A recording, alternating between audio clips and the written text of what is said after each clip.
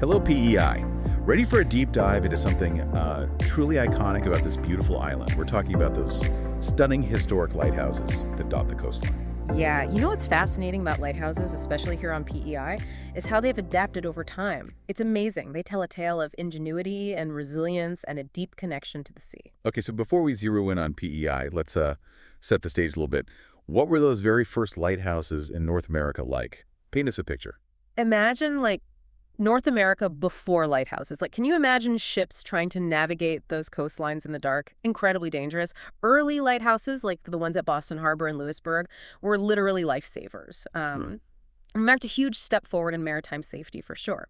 It's interesting to note that the oldest surviving one in North America is actually pretty close to PEI in Nova Scotia, the Sambro Island Lighthouse, built way back in 1758. Wow, 1758. Now, PEI's first lighthouse pops up much later, right? 1845, that's the Point Prim Lighthouse, and it was built with island bricks, which, as I understand it, wasn't the best idea. You're right, and this is where that theme of adaptation really comes in. PEI doesn't have a lot of natural building stones, so they used what they had at hand, those bricks, but they quickly realized that brick wasn't durable enough, just not durable enough to withstand the harsh weather conditions here. So what do? Switch materials. Exactly. They started using timber framing instead. It was readily available, of course, thanks to PEI's abundant forests and the island's expertise in shipbuilding. Plus, it proved to be much more resilient in the long run. So we've got these early lighthouses, often made of wood. What was life actually like for the lighthouse keepers and their families back then? It was a solitary life, often very demanding. Imagine being responsible for keeping that light burning brightly no matter what the weather was like. Keepers had to meticulously maintain the light, keep those detailed logs, and battle some pretty ferocious storms. Their families were often right there alongside them, helping with the tasks. And think about the evolution of the technology they used. I mean, from simple oil lamps and mirrors to the development of those incredible Fresnel lenses, and eventually the switch to electric lights. What a transformation. Speaking of transformation, let's talk about the shift in the actual design of the lighthouses. We go from those early circular and octagonal structures to the square, tapered towers that have become so characteristic of PEI. What prompted that change? You're absolutely right. The West Point Lighthouse, built in 1875, marks that shift. Joseph Tomlinson, the first lighthouse engineer for the Department of Marine, really championed these square, timber-framed towers. They were much more cost-effective to build and a lot easier to construct. Okay, but why the square shape? Was there some advantage to that, or was it purely practical? Well, both, actually. These pyramidal or pepper pot lighthouses, as they're sometimes called, were particularly well-suited to act as harbor or range lights. They would build them in pairs, one taller than the other, and aligning the two lights vertically provided a clear path for ships entering harbors or navigating those tricky channels. It's like an early GPS system, just using 2 points of light. Amazing. It really makes you realize how vitally important these lighthouses were for the island's development, both economically and in terms of safety. But time marches on, technology keeps evolving. What's the state of PEI's lighthouses today? Do they still serve the same purpose? It's a mix of preservation and adaptation, really. Some, sadly, have been abandoned or repurposed for other uses. Others remain vital aids to navigation, although their roles have definitely shifted. Larger vessels rely more on electronic systems these days, so the romantic image of the solitary keeper is largely a thing of the past. Automation has taken over in many cases. Still, it seems like the allure of lighthouses remains strong. They're such powerful symbols of safety and resilience and a connection to our maritime heritage. They're just beautiful to look at, too. And speaking of beautiful lighthouses, we have to mention someone who really helped us shine a light on this topic, Mike Montague. Not only did he provide us with some invaluable research for this deep dive, but he actually got married at the Soaries Lighthouse. Wow. How cool is that? And Mike and his wife Sherry are huge fans of PEI's lighthouses. It is pretty cool. It really speaks to the enduring appeal of these structures. You know, they're not just relics of the past. They're still places where memories are made and love stories unfold. Exactly. And Mike's insights have been so helpful in understanding the fascinating history and significance of these coastal sentinels. So for our listeners who might be inspired to explore PEI's lighthouses themselves after this deep dive, what advice would you give them? Where should they start? I would say embrace the journey. Each lighthouse offers a unique perspective on the island's history and culture. Take your time, soak in the atmosphere, and imagine the lives of the keepers and their families who once called these places home. That's great advice. And don't forget to bring your camera. The photo opportunities are endless. Absolutely. From those dramatic coastal vistas to the intricate architectural details, there's something to capture everyone's imagination. Okay, so we've covered a lot of ground already in this deep dive into PEI's lighthouses. But before we move on, I want to touch on something you mentioned earlier, the decline in the number of active lighthouses across Canada. What factors have contributed to this trend? Is it purely about technology? It's definitely a combination of technological advancements and changes in maritime practices. The advent of GPS and other electronic navigation systems has been huge. Ships can now pinpoint their location with incredible accuracy, which reduces their reliance on visual aids like lighthouses. Additionally, the trend toward larger cargo ships and more centralized ports has shifted shipping traffic away from some of the smaller coastal routes where lighthouses were once absolutely essential. So it's a classic case of technology changing the landscape, both literally and figuratively. Exactly. And while it's understandable that the practical need for lighthouses has diminished, it's so important to recognize their historical and cultural value. That's why efforts to preserve and repurpose these structures are so crucial. Absolutely. They're not just navigational aids, they're tangible links to our past, reminders of a time when life on the coast was intimately connected to the rhythms of the sea. Beautifully put.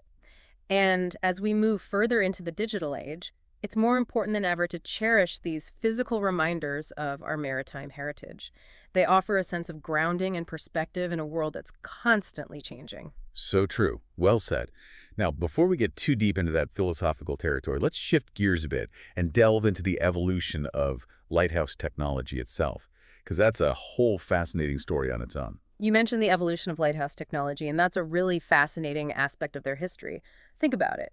We started with simple fires and mirrors, right? Then we moved to oil lamps and these intricate lenses, and now we have, incredibly powerful electric lights. It's amazing how the technology developed alongside the lighthouses themselves. Yeah. What were those early lighting systems actually like? Well, those early lighthouses relied on open fires or basic oil lamps, right?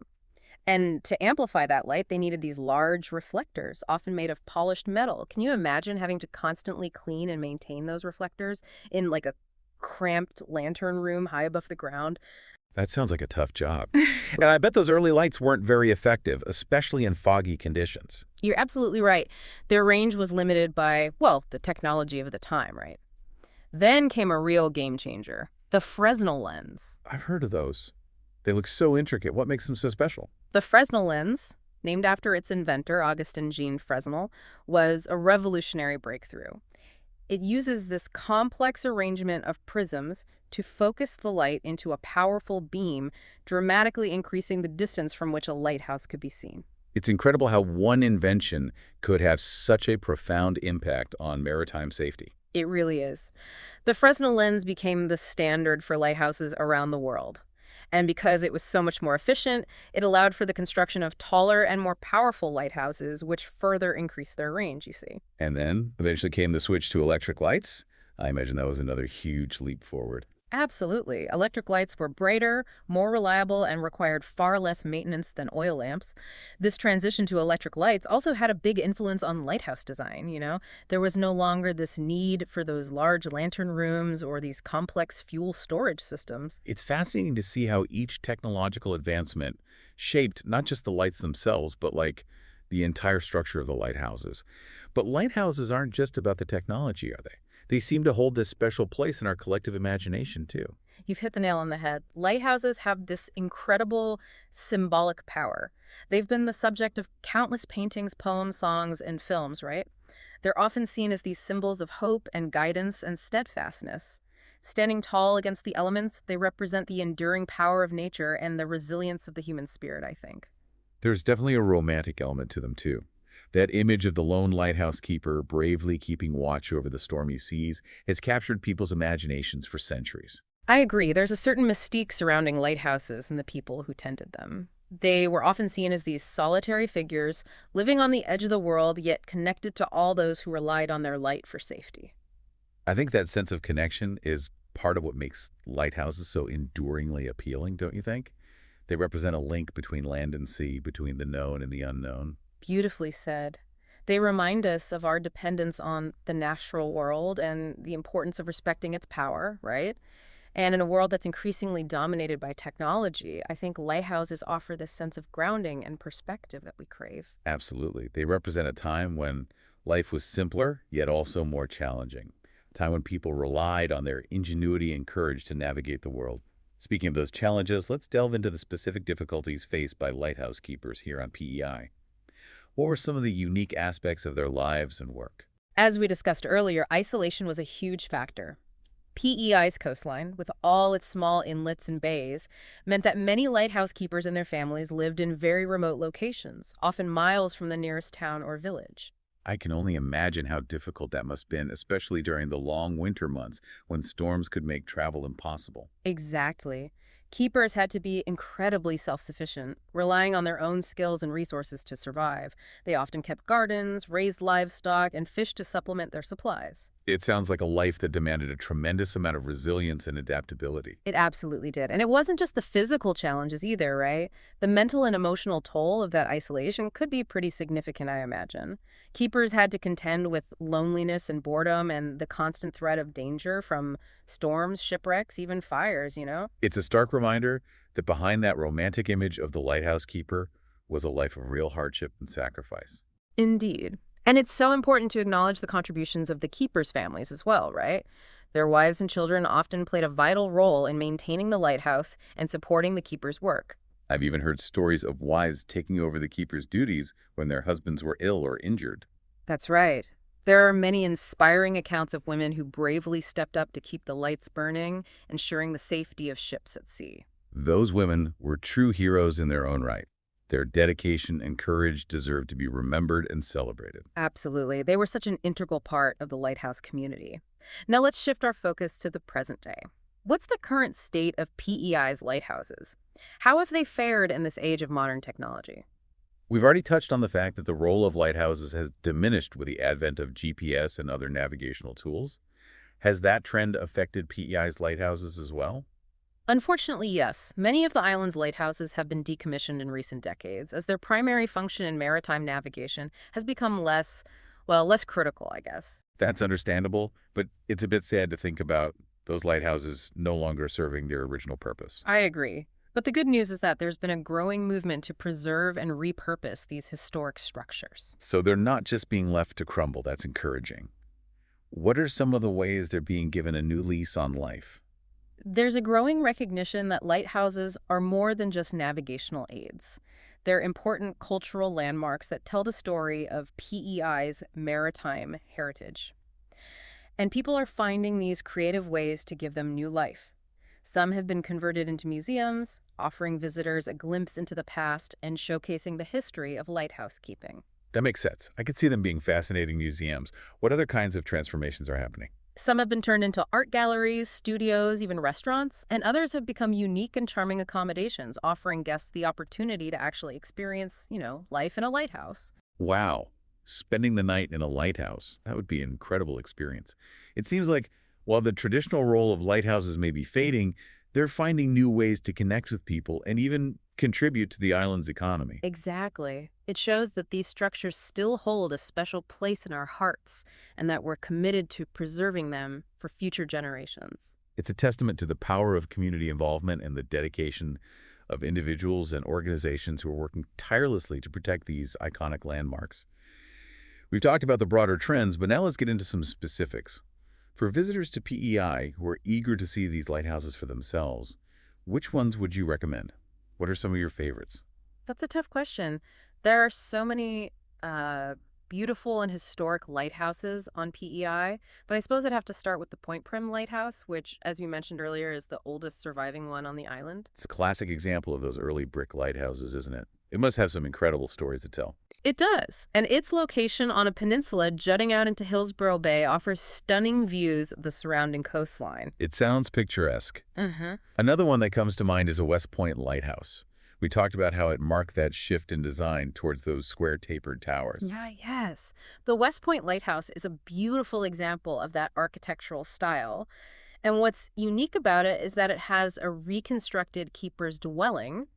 Visitors can tour the dwelling and get a real sense of what life was like for a lighthouse keeper and his family in the late 19th century. Wow, so you can actually step back in time. And of course, we can't forget the Souris Lighthouse. It has a special connection to this episode, right? Indeed. The Souris Lighthouse holds a special place in our hearts because, well, that's where our friend Mike Montague got married. It's a truly romantic spot. I've seen pictures. It's so picturesque, with those red and white stripes perched overlooking Colville Bay. And it's also known for a rather unusual feature, an exterior staircase that wraps around the tower. It's no wonder it's a popular spot for photos. I bet the views from up there are breathtaking. Absolutely. You can see the whole eastern end of the island from up there. Now, for those interested in the more technical side of lighthouses, the Wood Islands Lighthouse is a must-see. I've heard it has an impressive collection of those Fresnel lenses on display. Is that right? It does. Visitors can see those intricate lenses up close and learn all about how they revolutionized lighthouse technology.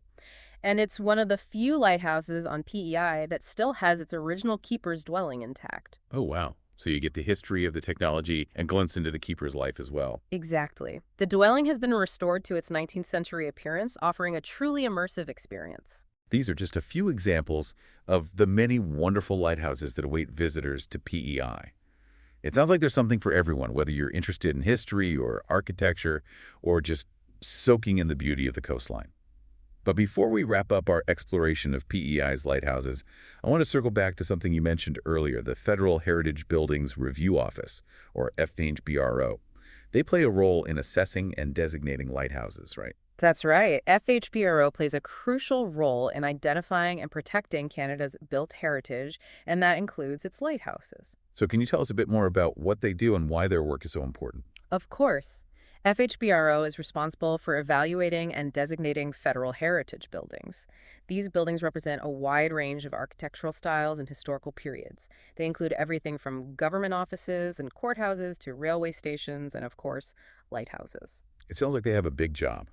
How do they decide which buildings to designate? What are their criteria? Well, they use a set of criteria to assess a building's historical, architectural, and environmental significance. They look at things like the building's age, its design, its connection to important events or people, and its contribution to the character of its community. It's about preserving those tangible links to our past. So once a building is designated, what happens? What does that mean for the building? It means that the building is officially recognized as having national historic significance, and it's protected from demolition or alteration without FHBRO's approval.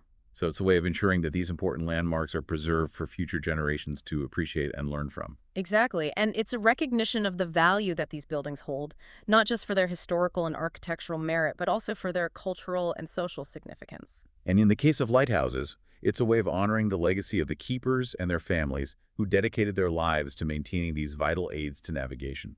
It's important work. Now, looking ahead, what do you see as the future of PEI's lighthouses? What challenges and opportunities do they face in the 21st century? Well, as we've discussed, the biggest challenge is the continued decline in their traditional role as navigational aids, right?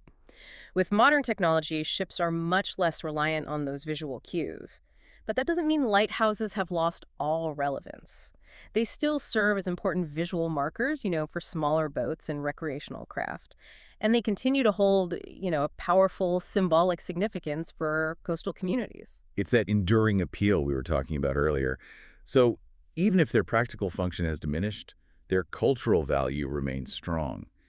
And you mentioned that there's this growing trend towards repurposing lighthouses for new uses, right? Exactly. This trend presents a real opportunity to breathe new life into these historic structures and ensure their long-term sustainability. Instead of being abandoned, they can be transformed into these vibrant community spaces.